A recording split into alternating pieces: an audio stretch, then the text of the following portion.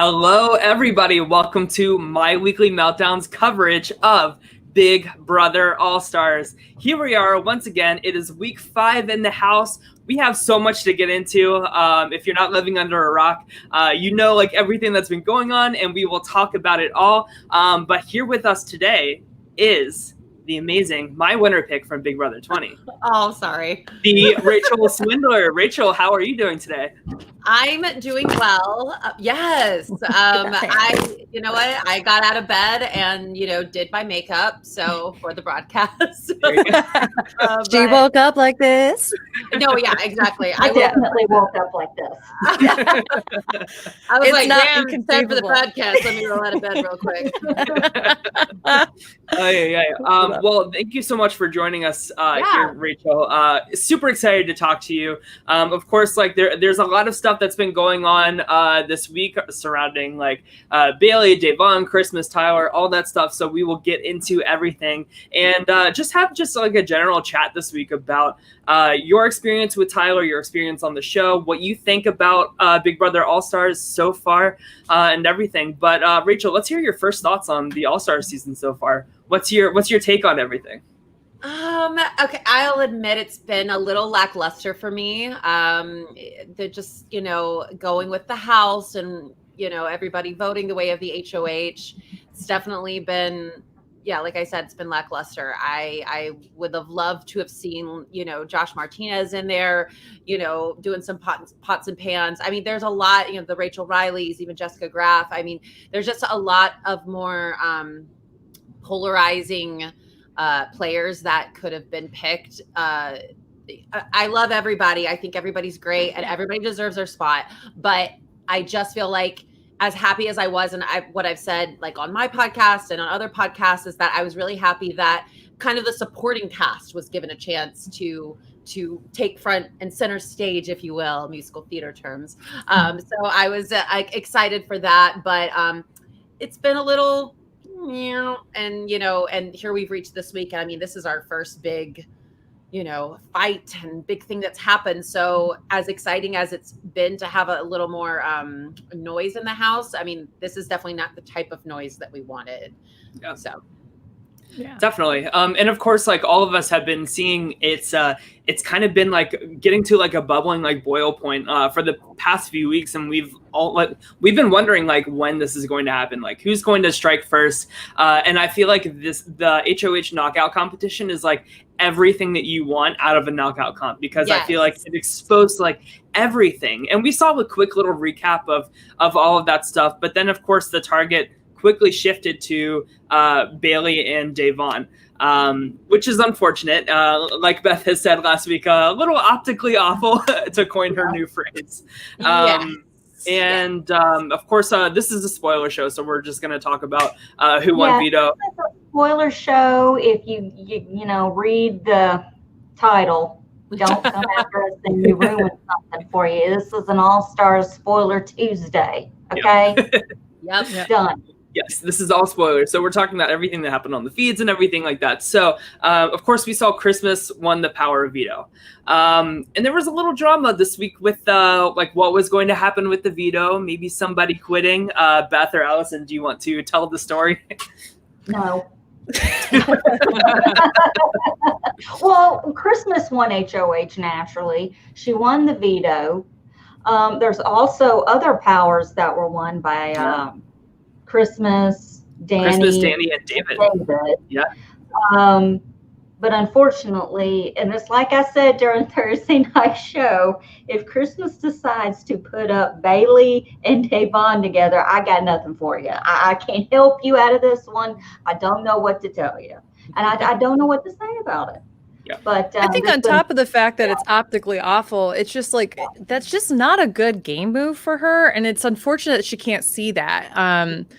And I think that I realize that she is not, she's openly stated a few times that she's not thinking about things in terms of race or gender or anything like that. But she also has the privilege not to have to think about those kind of things. And so I'm just kind of wishing that in the future when they do the bias trainings, because it sounds like they did have bias training this time around, they talk about it's not just about your own personal biases and such. It's about really thinking about what are some of the things to help navigate this game. Christmas could have benefited from having Davon and Bailey together moving forward in her game. I actually thought that's what she was originally going to think, and potentially bring Tyler over to that group and start looking at the Codys, the Enzos, those other, maybe even Nicole Franzel, I don't know. Danny.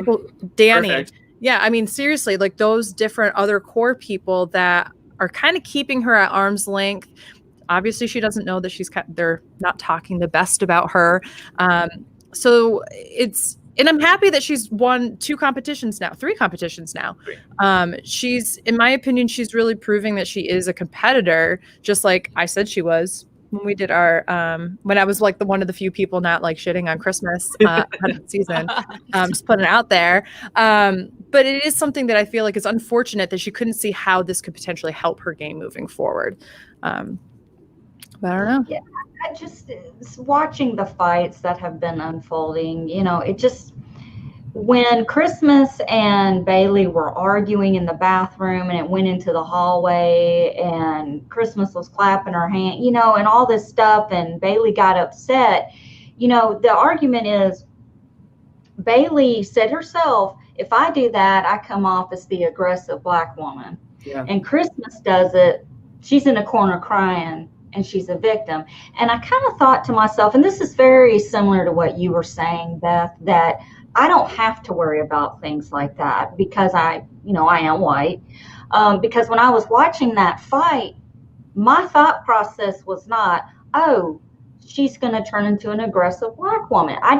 That thought didn't even cross my mind. I thought they're just going to get into it and it's going to be a cat fight, and that's it. But like you said, I don't think that way because that's not an issue with me. Yes. So I can see why Bailey is upset. But then again, when she and Davon went outside and then came back in the kitchen and were saying F you to Christmas when Christmas is just sitting there, and then turn around and tell her not to be aggressive, I kind of felt like, don't come at us. Both of you just said F you to her. And she just supposed to sit there and not say anything? Nobody's going to sit there and not say anything. Well, they suggested to multiple people suggested to Christmas, just go up in the HOH room, just like chill, just like take a breather. And Christmas is like yelling in the kitchen, this is my house too. I'm going to do whatever the F I want. And she's like reeling for this confrontation. Right. But what I do like to see is that it seems like the whole house is like kind of taking Bailey and Davon's side on this. And I think that that's a good thing, but I also think it's for game purposes. I think that's just a convenient way for like the Codys, the Nicoles of the world to kind of place the next target on somebody and villainize somebody in that core group alliance. So I think that Christmas is in a lot more trouble than she realized. God, what a bad HOH week. I mean, I was just gonna. Yeah, no, I was gonna say Christmas didn't need to win this HOH. I mean, this was a luck HOH. This is because Davon got it wrong. Yeah. So Christmas did not need this win at all. And as soon as she won it, I was like, this isn't going to be good for her game. And it hasn't been good for her game. And I actually predicted she would put up David and Kevin. That's what I thought she was going to do. Yeah. I was like, that is the safest move for her. Put up some pawns because you don't want to get your hands too dirty. And look, she's gotten her hands dirty and this is what it's led to. And I agree. I don't think that putting up Bailey and Davon was the correct choice because I do believe that I think down the line, maybe they wouldn't have worked with each other, but as first targets, there was no way they were coming after Christmas. And so this just made it more of a mess. And, in regards to the fight, it was, I'm sure we'll get into the whole like game versus personal. Because I know we have some comments on that, but the way that Christmas handled this fight was, in my opinion, it wasn't the best. Yeah. So Rachel, when you were in the house, obviously there were all sorts of different conflicts and arguments and such that go on. whether you're involved with them or not, I mean, I have to assume that it affects you. So I know that you've spoken a lot on social media, specifically a few weeks ago when Nicole Anthony was really having a hard time with anxiety and a whole bunch of, just emotions that go with being in the house. Can you speak a little bit about how that might affect everybody in the house as well, like when there's this kind of conflict? So, or at least from your experience, I should say. Yeah, I guess, when there's a fight in the house, I mean, I'm trying to think. I think there was only, there was the Rockstar and Brett fight. I was there for that. That was a lot. That was definitely a lot. But here's the thing, though. I was you know what? I knew what was going on the whole time when I was in the house. So when these fights were happening, I was actually like having a lot of fun with it. Yeah. just because I knew what was happening. So when the Brett and Rockstar fight happened, I was empathetic to Rockstar, that happening to her, but also the super fan in me was like, ooh, yes. Yeah. And then there was the Caitlyn Brett fight. I don't know if y'all remember that one in the kitchen when she came down from the HOH or whatever. So I can't really speak on, those fights that happened in the house. Those were actually more entertaining, I guess, which was But I guess that's what I wish we were having this season, were the entertaining fights. Yeah, I mean, I can't imagine if I had been there for the Tyler and Bailey fight. I can honestly say that probably would have been very, very difficult for me to deal with, because I feel like I think I remember Casey breaking down after that fight and just being like, I know this is a game, but this is really hard. And I mean, it is. It's like, this game, I think Tyler had said something in there. He's like, he was, whether this was true or not, but knowing Tyler's character, I believe this was true when he was just speaking on the fact that I don't want to be this person that backstabs and lies and cheats and all this stuff that this game requires. It's mentally exhausting. It's very exhausting to be that way. And I mean, he was like the ringleader our season, so I'm sure that was even more exhausting for him. For me, I didn't. Like my game, when I left, I had gotten to a point where I wanted to play as honest of a game as possible, and I did that. So I was very proud of myself, of the fact that I can't lie that well. So I was like, I don't want to weave too many webs and not be able to, I won't remember what I said. I'll be like, huh? Yeah. And so it's very mentally exhausting in there. It's your mind plays tricks on you. Definitely if you're not ready to go into that house, like with Nicole Anthony, clearly she wasn't ready to go into that house. And 2 summers in a row has got to be so hard.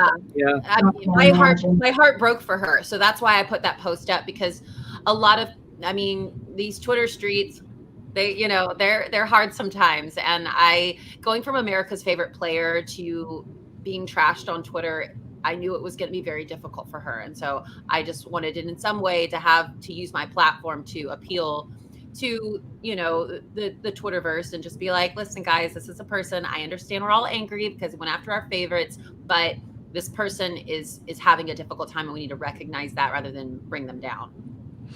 And there's also something to be said to a lot of our audience members and us have watched and played Sequester as well. There's definitely a difference when you're playing in the game and it's fast paced and you don't know all the information and you're going off of gut punches. Imagine doing that same kind of thing in the Big Brother house, but instead of gut punches that last just a second and then the round's over or a couple minutes, they're lasting hours and days. So everything's going back and forth. You're constantly probably questioning everything. And at the same time, you don't have all the information. So I have to imagine that also adds quite a bit into not only, we all know that feeds into the drama of what's happening, but that's also got to feed into a lot of what specifically this conflict is discussing, which whether it's gaslighting, whether there's a racial bias in there or not, those are also going to be factors in the game. Like, do you agree with that, or do you have another take on it that would be interesting to hear? What are you referring to again? Sorry. So the idea that so Bailey and and Davon have been dealing with the idea, they're the two Black women who got put up on the block. Mm-hmm. They have to be cognizant of, how they're coming off to everybody, not only to garner the votes and potentially help their game out, but also to basically represent all Black people, yes. Which is very hard. And so you take all the kind of paranoia, all the different things that you don't have all the full information, and that has got to add to the fuel of the fire, definitely on their end. But I would also imagine on someone like Christmas's end or even Tyler's end to defend their own thoughts and processes too. Because as much as they say out loud, we're not inside their heads. Yeah. Yeah, I mean, I can't, I'm not a Black woman, so I don't know what it feels like to go into that house and have that pressure of the world. And I remember something happening when I was in the house. And I think, Allison, you were saying, I look at it as, a fight between two people. And I wouldn't think oh, Bailey is carrying the weight of her world, that she's an aggressive Black woman. That I wouldn't know that. I would have never thought that, because that's not how I think. So I remember there being a time when I was in the house and I heard Bailey talking to Casey in the storage room one time. And I remember her saying something like that to Casey. And I remember listening. I was probably, just trying to hear what was going on. I remember hearing that and going, why does she feel that way? Mm-hmm. I don't understand. I was like, I don't feel that way. So I just don't know why she feels that way. But now I've understood more with the movement that's happened this year. I've been able to open my mind and my heart to understand that more. So I can't imagine the weight and the pressure that these people put on themselves, and maybe the weight and the pressure that Tyler's putting on himself, to make sure that with the whole Bailey situation that happened his season and how he wants to handle himself with her. And then we also have Christmas, who on her season, she's been, season 19, we all drag. Unfortunately, I don't drag it, but I'm just saying, I feel, Christmas has the weight of I feel like a little bit of weight on her to make sure I win these competitions. I show everybody that I deserve to make it to Final 3 my season. And you can tell that she really wants, because every time she wins a competition, she is like, I want another competition, Right. Yeah. Actually, Davon just answered something incorrectly. Yeah. So I guess she did click the right answer. So even if she had gotten Davon ahead of time, she would have gotten it right. But still, the pressure, especially right now with what we're going through in the world, coronavirus, Black Lives Matter movement. There's so much going on. So toppling all that pressure onto each other and being in that house and knowing how much pressure it is, it's probably enormous and really, really difficult. And then you're going to come out here to this world and see, articles written about you and people attacking you. So it's just the weight of the world is definitely on their shoulders with all of that. Definitely. Absolutely. Now, do you think that, of course, you played with Tyler in Big Brother 20, do you think that he's having a harder time this season because he's more aware of the climate of the world, being a returning player, on top of going outside of the house in Big Brother 20, seeing all this stuff about you, all these opinions about you, no matter how good of a person you are in the house, there's still going to be shit online that's said about you. So to return in the All-Star season, on top of this insanely heated time politically right now, I'm sure that Tyler and so many other people are it's I feel like it's probably harder to make any kind of decisions in the Big Brother house than ever before. And do you kind of feel like that's maybe slipping up Tyler's game a little bit? Because I feel like he's in a worse off position this week than he was going into this week. Yeah, I think it's definitely slipping him up a little bit. And, definitely with the Bailey situation, it sounded like maybe he was having a little bit of guilt and the reasoning why they were on the block. And, maybe he was just I that was maybe eating away at him a little bit. And that's why he, was saying he would, put himself on the block. And then we have no idea what happened when he went into the DR. Right. But unfortunately, it's put Tyler in a little bit of a hard situation. Can you guys explain that a little bit for some of us who don't know? What Tyler was offering to do to go up. Like I heard he was offering to go up on the block, and I don't really. I was kind of out of it this weekend, so I missed a lot. Yeah, so this is the Cliff Notes version, if you will, and of course, like I would say, like 70% of this was cut from the feeds. So we are all collectively just trying to like piece together like what happened, right? But basically, Tyler went to Bailey and Davon, super emotional, like really upset, and said like, "Listen, like I feel bad that like I have betrayed you guys in this game. I feel bad that I haven't had your backs as much as I could."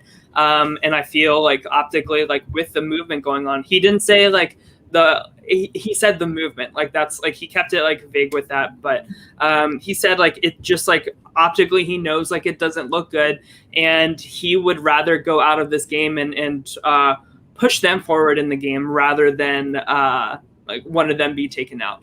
And then he talks to Christmas, which was like totally cut from the feeds. We didn't see any of that. And then Christmas for like 2 hours. Yeah. And then the veto meeting, Christmas basically tells Tyler, like, listen, like, why don't you sleep on it? Let's decide in the morning. And then the morning comes and like the feeds are cut again. So we don't see their second conversation. And it's frustrating because I feel like CBS is like really trying to control this narrative as much as they can. But you know, we come back, the feeds came back and the veto was not used. So Bailey and Davon are still on the block. And what's frustrating to me, just from like a game perspective, I feel like there were other ways out of this. Like I mentioned at the top of the show, like why, if that was like truly Tyler's like intention, why didn't he go to Christmas and say like, listen, like let's backdoor Danny, like let's do that. You had the veto, so like we can make this happen like super easily. And Christmas is definitely somebody that's easily manipulated. Look at all of Big Brother 19 for proof of that. She's definitely somebody that can be manipulated, especially by such a great player as Tyler. So like, in my opinion, and this is like my personal opinion, I feel like there were actions that could have been taken that went a lot farther than words to prove that like he really had their backs in this game. I also, and I think what I'm disappointed the most with Tyler specifically, but also with Christmas in this situation, is actually before Tyler even suggested going up on the block, there was a lot of him talking about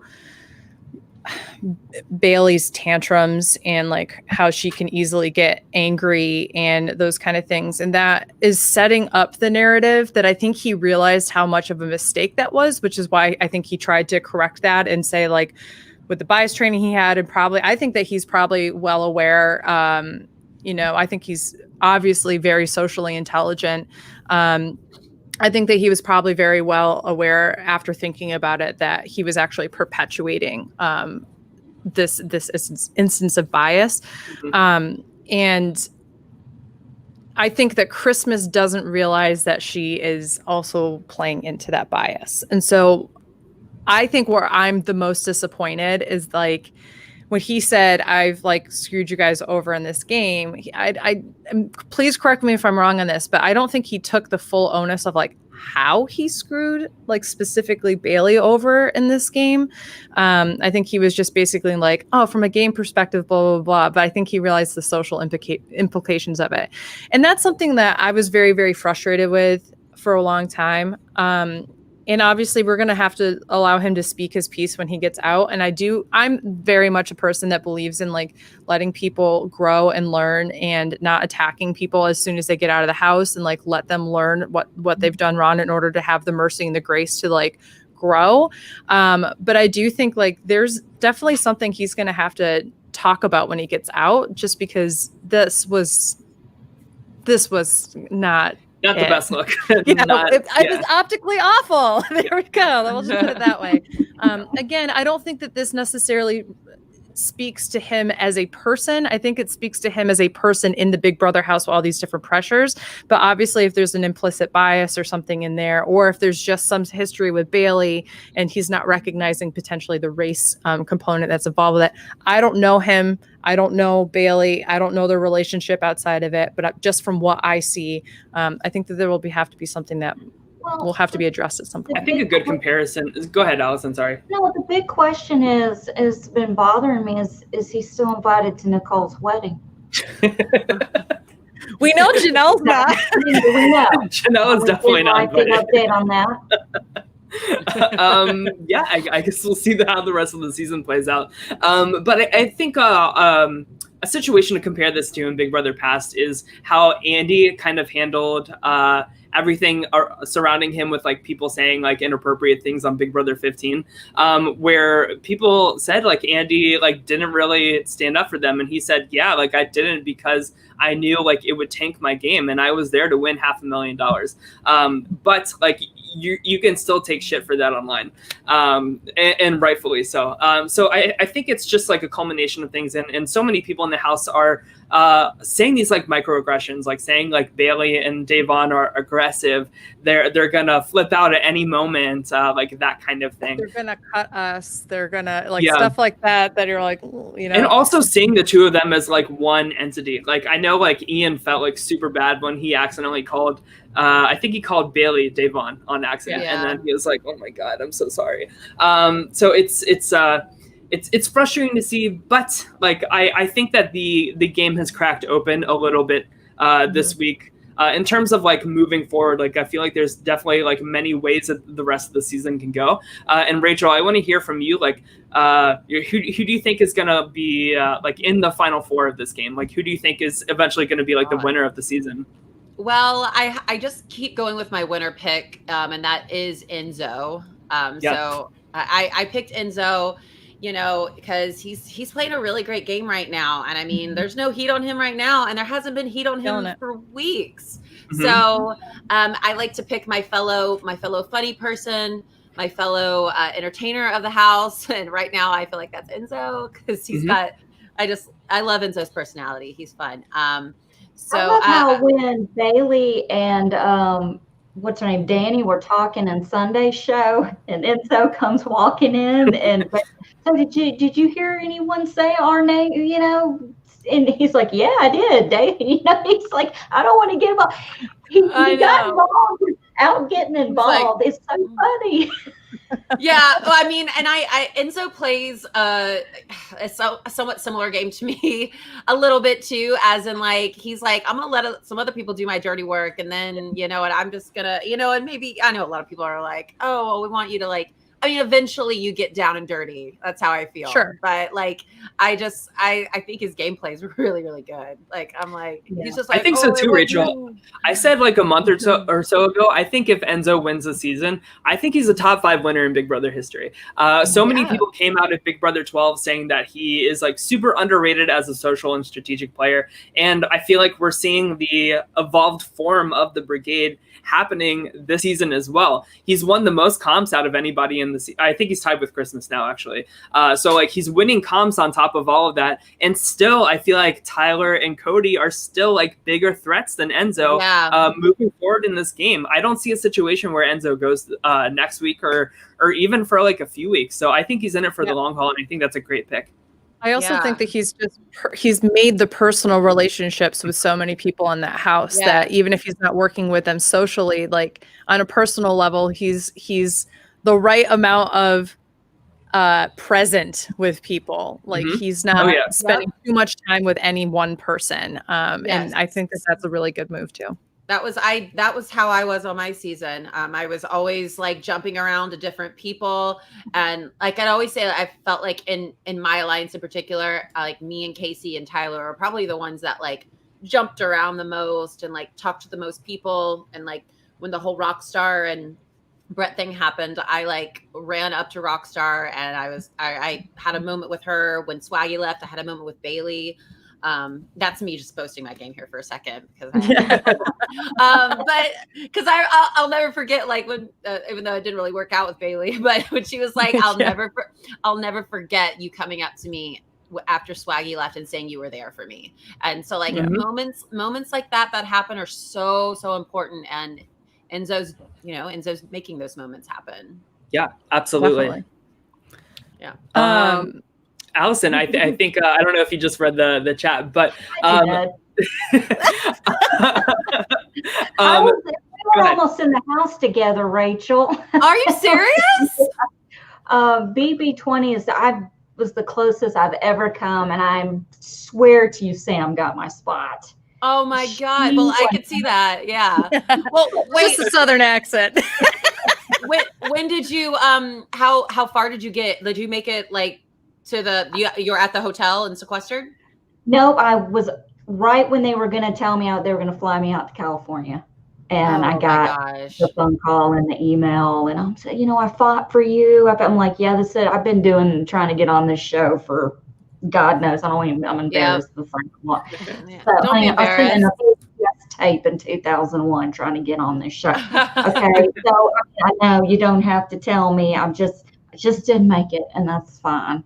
But yeah, I was joking last week about wouldn't it be fun if Sam and I were in the house at the same time? And Tyler's like, no, because Sam would self-evict if she had to stay in. Oh my God. Yeah. Oh, I wish I knew where Sam was. I don't know where she's at. But yeah.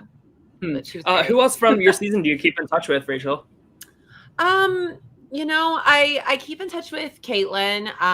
It's been I always keep in touch with people on social media. I'd say that's like the majority of where I kind of keep in touch with people. But I would just say like Caitlin's, my closest friend, and then I'm close with Jackie from season 17.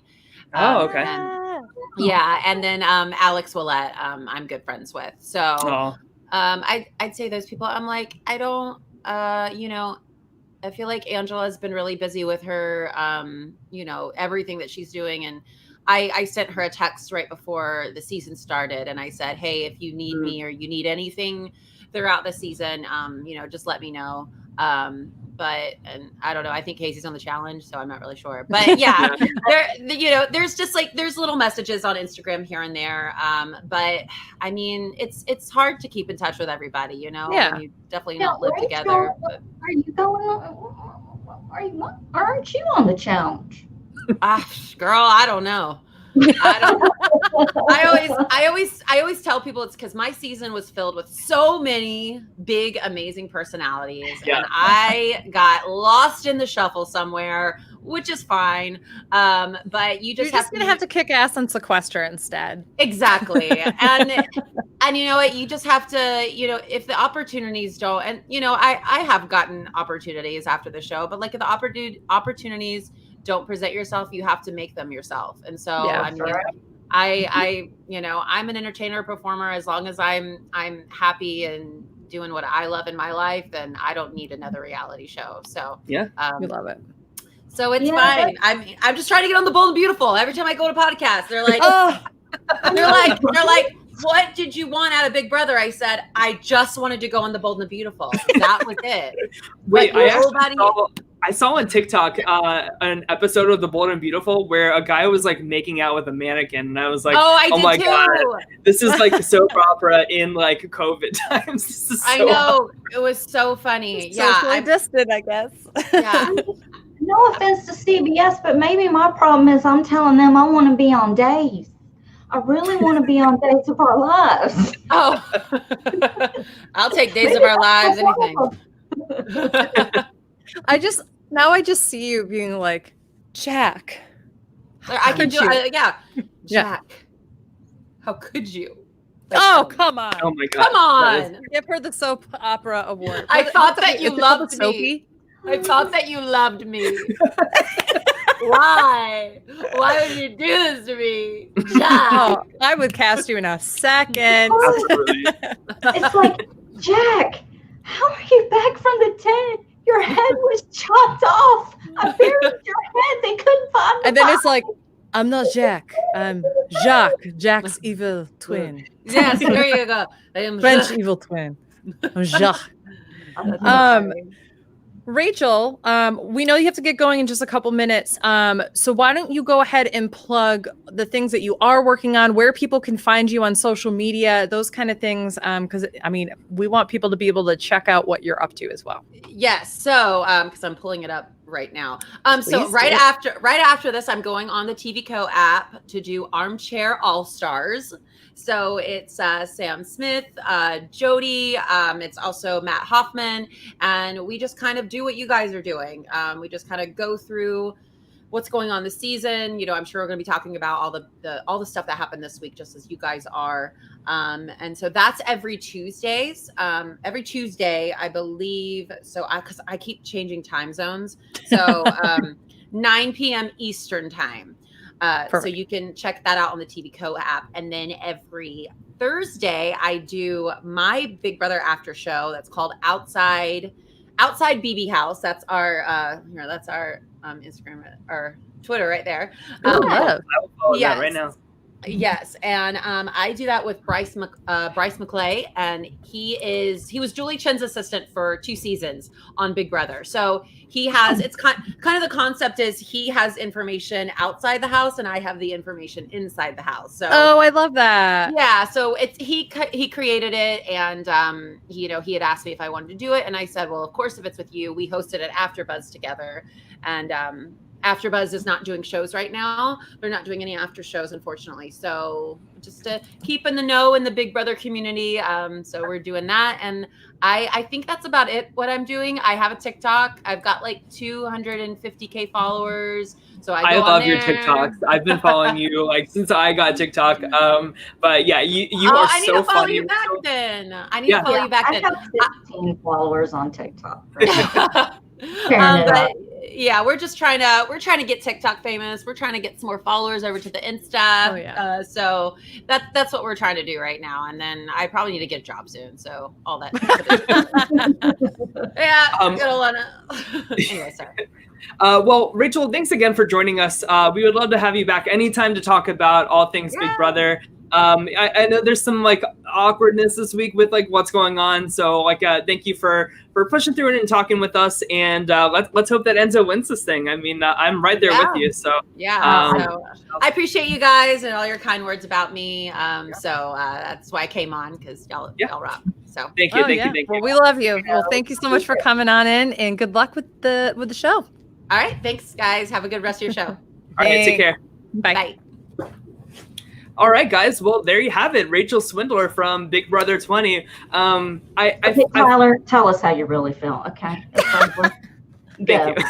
We'll get there in a second. I do want to thank her. Like Rachel has been trying to connect to get on our show for a few weeks now, and I'm thankful that she took the time out. This must have been a pretty hard week for her to be a guest on a show, having 2 castmates that are at odds in the house that are I don't know what the status of her relationship with them. I know that she happens to be someone who tries to have very positive relationships with people.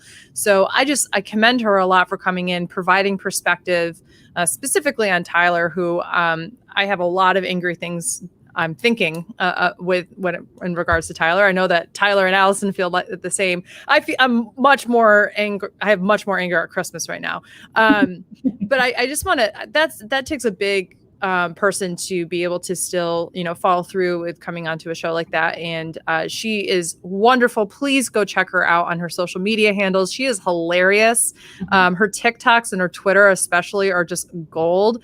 So I just another thank you for having her come and join us tonight. Yes. And of course, like, that's why I wanted to like save this for after. To be respectful of Rachel. I don't want to like put her in like an awkward position or anything, but I will say I am very frustrated at Tyler. It's very frustrating to me that he hold on. I'm gonna read what I tweeted because I was so angry, guys, because I just feel like I feel like I saw Tyler for what he is as a player before he entered the BB20 house, and I feel like everybody is like giving him way too much of a pass here. He was like threatening to quit, and everybody was saying like, wow, like it's so like heroic of him. He's looking out for his mental health, like all of this stuff. But yeah, like people shit on like half the cast of Big Brother Canada 8, Megan from Big Brother 19, who legit had a panic attack and legit had like mental health issues. And that always made me upset too, because Cody, like kept talking about how she was weak and that she would never have made it, and like his line of work. And I'm like, actually, she's also from the military, you jackass. But whatever. Yeah. So like what's frustrating to me is like when he was talking to Bailey and Davon and saying like, I'm going to quit this game. I believe in the movement is like what I have a problem with. It's frustrating because I feel like he is starting to zoom out on like how optically awful this looks. And I feel like the diary room is tipping him off to that. I don't think that this is just like some kind of like light bulb that went off in his head. So I'm going to read what I said on Twitter. I don't believe this Tyler stuff is genuine for a second. He's trying to do a dance funeral type of move to pander to whoever stays between Bailey and Davon to ensure a jury vote that he lost last time. Bailey is one of the votes that he thought that he had going into the finale against Casey in Big Brother 20. And then he said to Bailey, I don't need your vote. And he lost by 1 vote. I don't think that he wants to get to the end and have that experience again. I also believe he's zooming out on the climate of the season and is doing damage control to the public with this move. The problem is this will give CBS a really false sense of fighting a wrong for years to come. Lastly, I believe he didn't have a come to Jesus moment about all of this. I believe Big Brother in the diary room is asking him very pandering questions to give him hints about public perception. They're trying to groom Tyler as the heroic winner for a better ending of the season, because production knows how pissed off like we as a collective are about not just a regular season, but Big Brother All-Stars. And I feel like Tyler is their one outlet to like have like a good happy ending to this season. But like I keep asking myself, like if Tyler was being genuine about all of this, really wanting to help Bailey and Davon out, like me who's like hasn't ever played Big Brother, I would probably be an idiot if I went in there and played. Like I understand that like the true way out of this is not with words but with actions. Why doesn't he go to Christmas, who he's been manipulating the entire season, somebody who he has in his back pocket, and says, listen, this is the week to take out Danny. Let's do it. Let's save Bailey and Davon. Let's make like a new coalition. I have a pre-existing relationship with Bailey from Big Brother 20. Let's use that to our advantage to go forward in this game and screw over Danny. And plus, like it'll help out Bailey and Davon. I'm really rooting for them as well. I want them to succeed, and I want you to succeed too. So let's make this move together. We have the votes. Let's do it. Christmas has the veto. She could have easily done that. He could have easily said this. And this is coming from me who like was a previous Danny stan, right? Like this is the way out. And we'll talk about that. But it's frustrating because I feel like this is all just like surface level bullshit. And I feel like CBS production is like eating this up as like, wow, he's so heroic. He's doing the right thing, when the right thing would be getting one of them off the block and furthering them in this game so both of them can stay. Here's the thing, okay? We talk about this a lot. We talk about this a lot in the Sequester community. I just like had a moment, could not talk. We talk about this a lot in the Sequester community when it comes, Sequester has a very diverse and inclusive community. And there are a lot of conversations about targeting POC early in the game or whatever.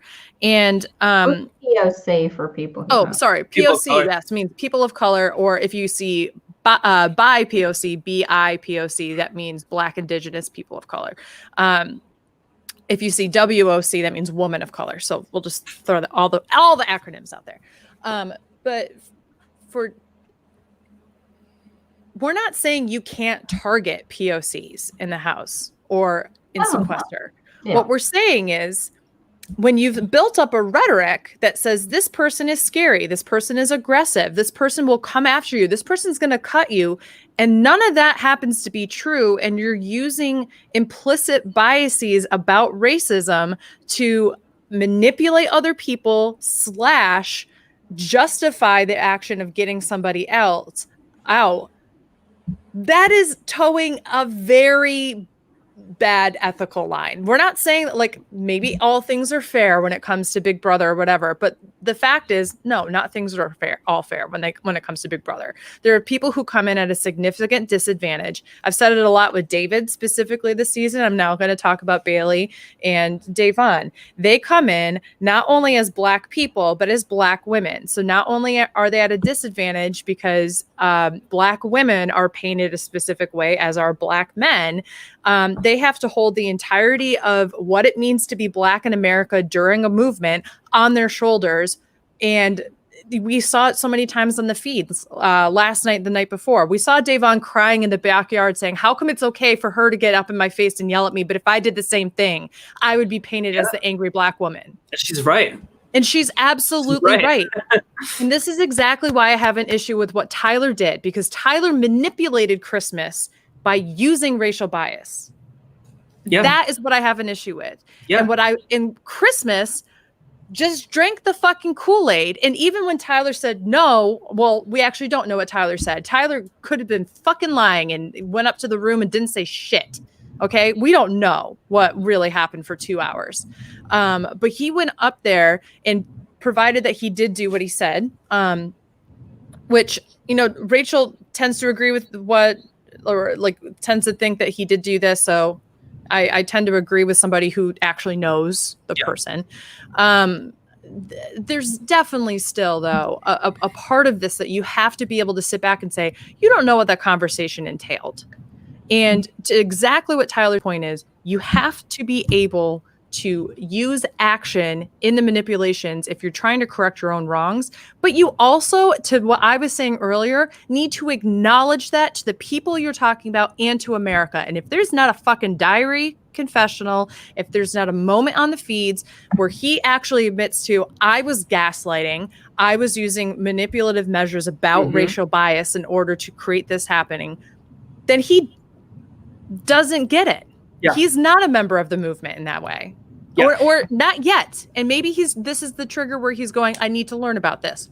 In which case, give him the strength and the grace to learn. So the reason I don't want to give him the benefit of the doubt is because he didn't go to Bailey and Davon before the veto meeting and say, I changed my mind, I want to stay. They totally went into this veto meeting thinking that one of them were going to be saved and Tyler was going to be this heroic, white and shining armor. But he didn't do any of that. And so they're just empty words. And to make a genuine difference in the Black Lives Matter movement, we need actions, not empty words. And this is all that is to me and again, to me, everybody has different takes on this. It's just empty words, and it's really frustrating because now Bailey and Davon are on the block. They're even more pissed off now than before because they had for a split second thinking oh my God, we're going to stay and Tyler's really fighting for us. No, and none of that's true. And now Christmas is screaming at them, really trying to instigate arguments so that one of them does explode. And then they can all point to them and say, oh, yep, see, we knew they were going to explode. Yep. Our narrative is true. And that it's just so frustrating. And the fact that Allison, you mentioned earlier how Bailey was saying I can't explode and get in Christmas's face and have my fingers all up in her face because then I'm the aggressive Black woman. And my heart just sunk when I heard her say that, because it's so awful. And it's that awareness is something that the majority of people in Big Brother don't even have to think about. And that's exactly why, Jasmine in the chat said, I wish they would make at least half the cast more diverse, level the playing field, which I completely agree with. After being in Sequester world for so long, and I'll state it by saying we're not perfect in Sequester, and it's a very different show and all that kind of stuff. I get that. But having seen so many people of color win or make it far or be able to have a voice in that community, then switch over to Big Brother and they're going, yay, we have 5 POCs. It's our most diverse cast ever. And I'm going, what the fuck is wrong with you? 5 POCs out of a 16-person cast. You couldn't get 3 more to make it at least half? Because here, what do we have? The people in the 8-person alliance, quote unquote, the people who are in the first couple layers of the core, were all white, and they were using potentially Davon and Bailey. Yeah. So And Beth, they think that like the answer to this is, oh my God, we're casting more people of color this season. Look at us, like we're so woke, guys. But it's not that, because like the white people that they are casting are people like Christmas and Cody and Enzo and Danny that are saying like all these like microaggression things that they don't even realize even after bias training. And like that is like my whole point in this, is that the root of the problem is not Tyler. The root of the problem is casting and production. And that is the difference between the production of Sequester and why minorities, people of color, LGBT people are able to succeed a lot more better and a lot more common, is because like your production at Sequester is aware of that and is trying actively to make it a community where all are welcome. And Big Brother is not doing that. Like Jesus, like in Big Brother 8, Jamaica was saying like it's so hard to be the only black person in here, and like and everybody like laughing at her like saying that. And that was Big Brother 8, Danny's like first season, like what, like 13 years ago or something like that. And we're still seeing this happen in Big Brother 22 in the year 2020. It's bonkers to me. And I think the only solution, guys, is for them to just clean house with production. And I don't understand why like Jeff Probst is like trying to like make this change in Survivor, because like he is like the face of the franchise. And I don't understand why Julie Chen, a woman of color, is not like using her voice to be more vocal about making these changes with production. Because it's because she doesn't watch the fucking show. She still thinks Memphis is running the show. Like, what the fuck? And Abe says BB Can is better. That's because like look at Arissa Cox, look at Ika. Like they are speaking up for that and making change happen in production. And it's just not happening in Big Brother US. So we get like shit like this. Yeah, I don't know. I'm like ranting at this point. Allison, what are your thoughts? Oh, just reading some of the chat. Man, it's a lot. It's a lot going on. I'll be honest with you. I don't watch Big Brother for politics. I don't watch shows like Big Brother for big political statements or to do the right thing. Mm-hmm. It's not going to happen. They're not going to have the right POC. They're not going to do it. It's not going to happen. It's a fucking reality show. Then they're going to do what they want to do. And it's disappointing. Trust me, I understand. That, you know, I don't like what Tyler has done. I don't like it. But I've never really liked Tyler. He was up on my meter a little bit last week, but after this, he's falling down low. I know we're not doing the ratings right now, but I don't know. It's my head's all over the place. I live in Memphis, Tennessee. I am surrounded by racism everywhere. I witness it. I see it. I hear it all the time. Try watching our news. It's bad. Yeah. So for me to watch Big Brother and now I've got this shit going on, it's not an escape for me. You know, it saddens me.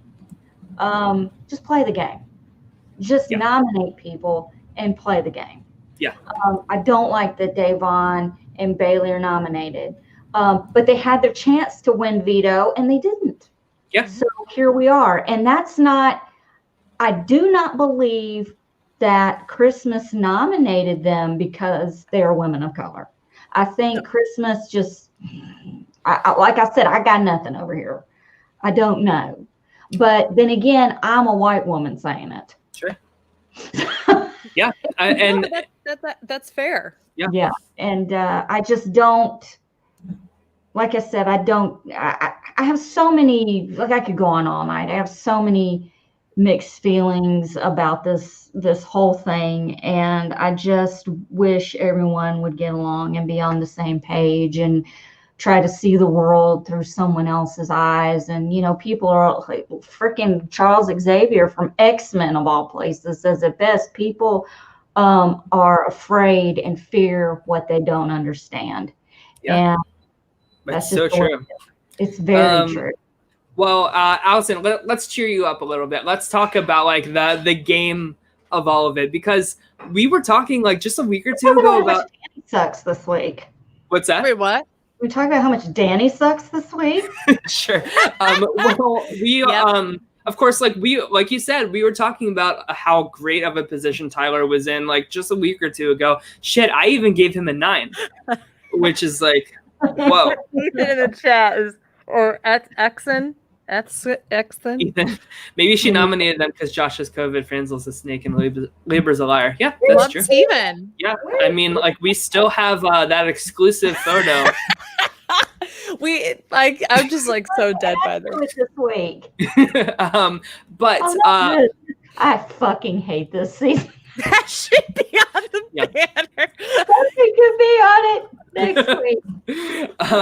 But game-wise, Tyler has really fumbled his position. Of course, like we saw, like all week long, like for the past couple of days, everybody's been wondering like who has this third power, right? And a lot of people thought it was Tyler because Tyler didn't mention it at all in Big Brother 20. We know that he can hold a secret.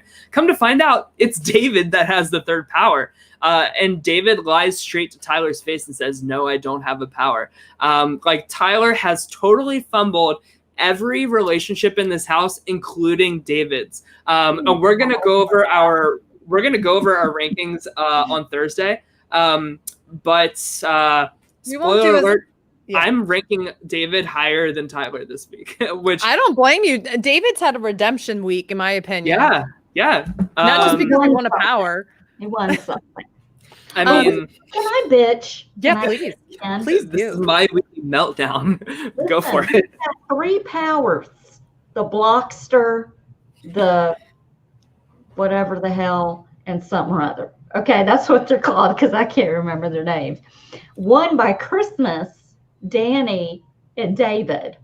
Now let me ask you a question. How did they, like, do you think production sat there and go, okay, who's going to do what? Once again, controlling it, I feel like, do you think they gave specific powers to certain people? Because we didn't see what they won. I think if production were to manipulate something, it would have been when Janelle and Kaiser were in the house. Okay, wait a minute. Blocker, disruptor, and repeat. Yeah. So I don't think that I think it was set in stone before they saw who won the competition. I think that I honestly believe production's pretty hands off in terms of manipulation, in terms of like getting certain people to stay this season, because like they had freaking Janelle and Kaiser in the house and they didn't like throw them a bone. Another thing to bitch about, like, what the fuck? Like, why didn't we have anything like, we had the safety suite. Yeah. Like that blows. Mm-hmm. And now we're going to have 3 thingies that could have saved royalty. And look who the fuck we're stuck with. Look, that's what's happening right now. Yeah. So can I share my theory about the past few seasons? Sure. Okay. So check this.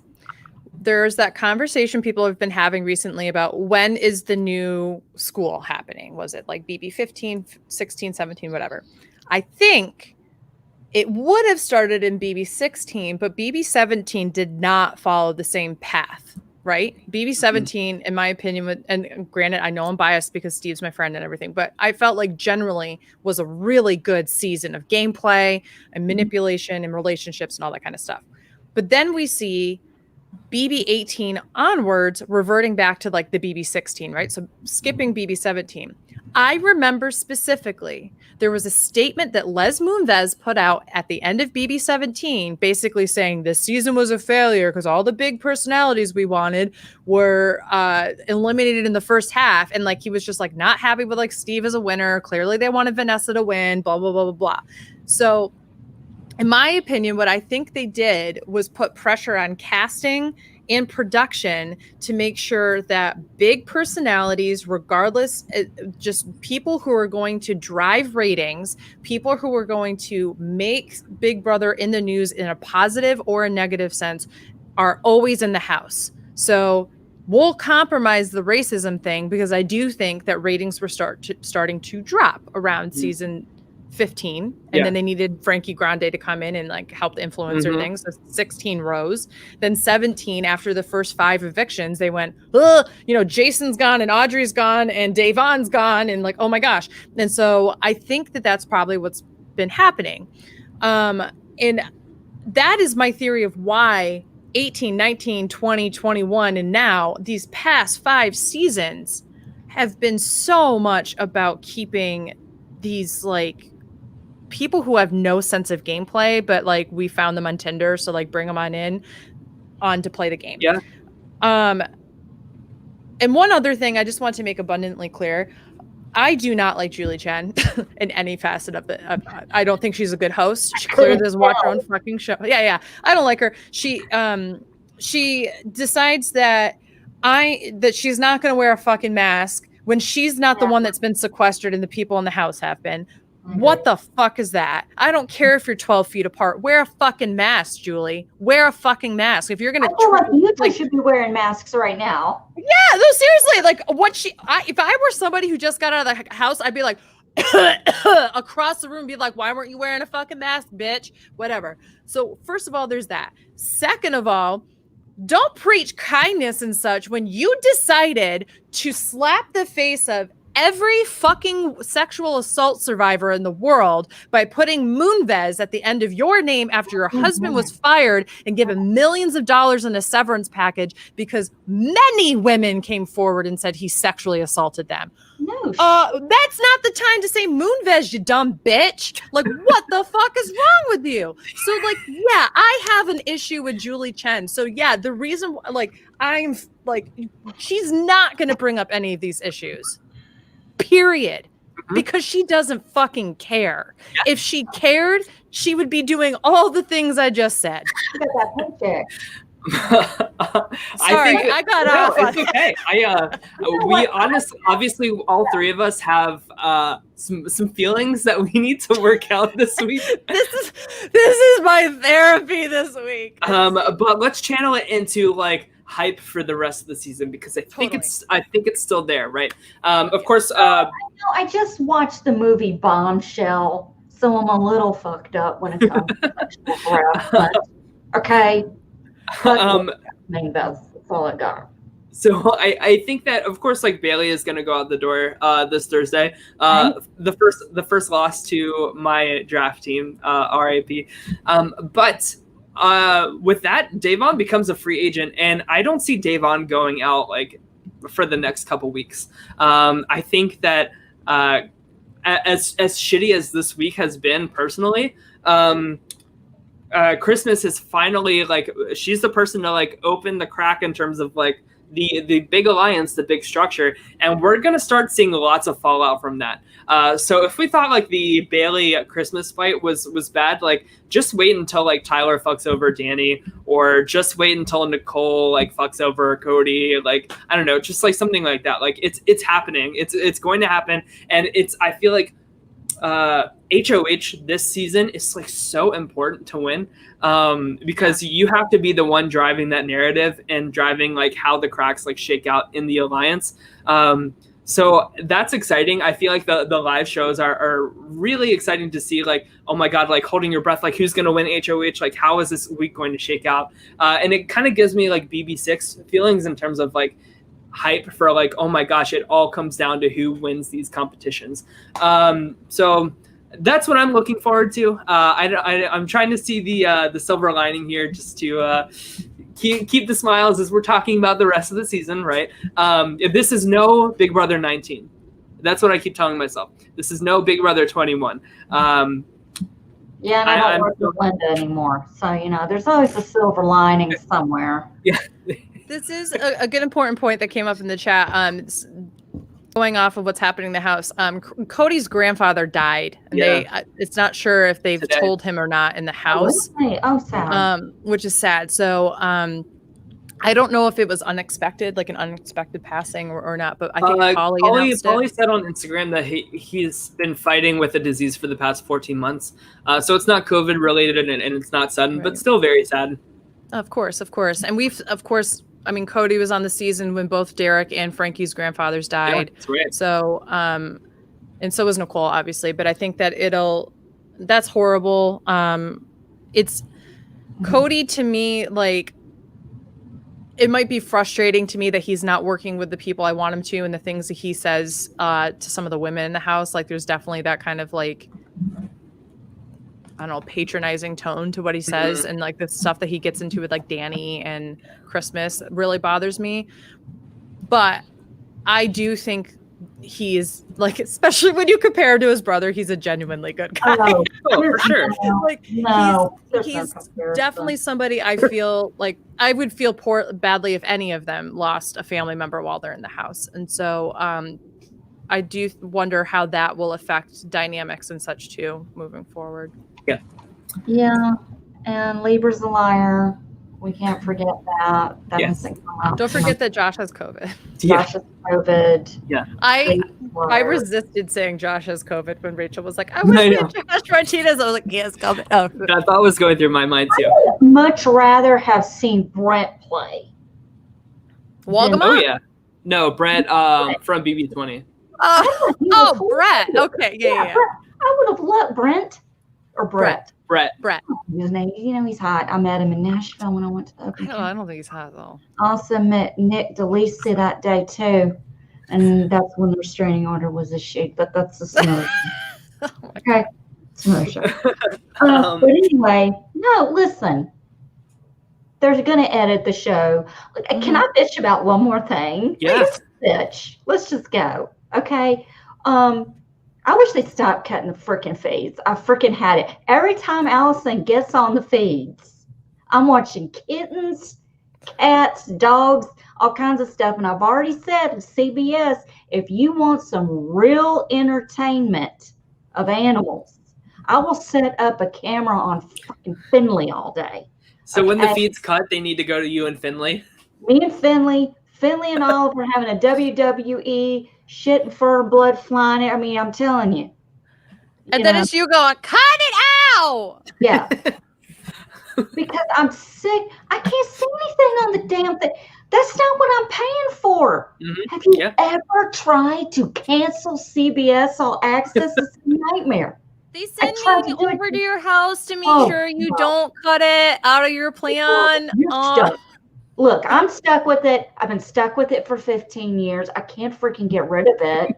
But and I still got the goddamn commercials. Somebody needs to walk me through how to get rid of that because I can't freaking figure it out.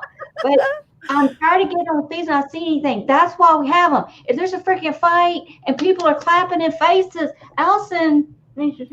Yeah. I need This is us paying for watching Stars while CBS crafts a narrative. This is all of our faces. Yes, we know what you're doing. We're not stupid.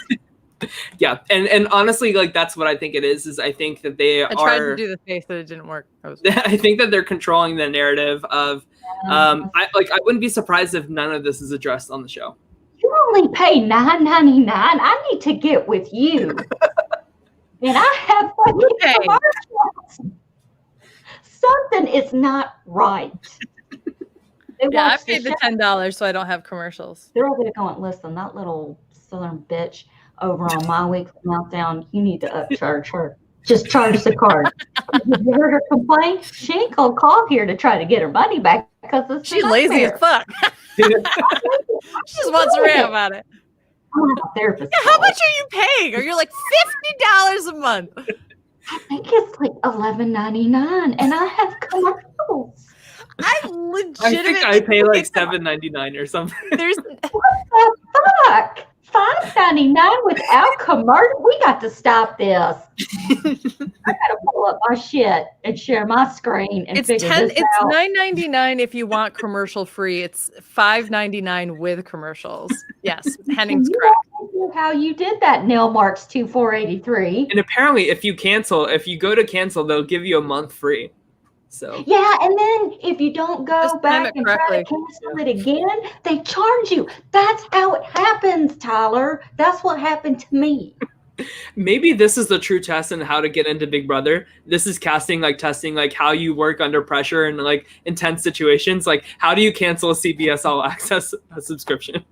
I think it fluctuates, to be honest with you. I think it goes from like I think it's like the phone bills. I think you should just report it as fraud on your card. This is a fraudulent charge. I don't know what I'm paying, Matt. Oh my God. Okay. I'll have a bank statement ready Thursday. Yeah, perfect. I can't do We're it. going to need something to talk about depending on who wins HOH. So, with that being said, thanks everybody for tuning in for our Rachel Swindler interview, and then our bitch fest immediately after that about every topic of under the sun about Big Brother and Julie Chen Moonves being kind, being nice, and Wearing a supporting sexual assault assault people. So it is what it is. 2020 is here to stay, I guess. Listen, it's 2020. We're gonna live up to our name of Weekly Meltdown. Yeah, it should be our Weekly Meltdown at the end of the day. Oh, and speaking of that, we are officially launching our Patreon this week. Yay! So it is patreon.com/myweeklymeltdown. It will be in the link for the description for the YouTube video. So definitely check us out.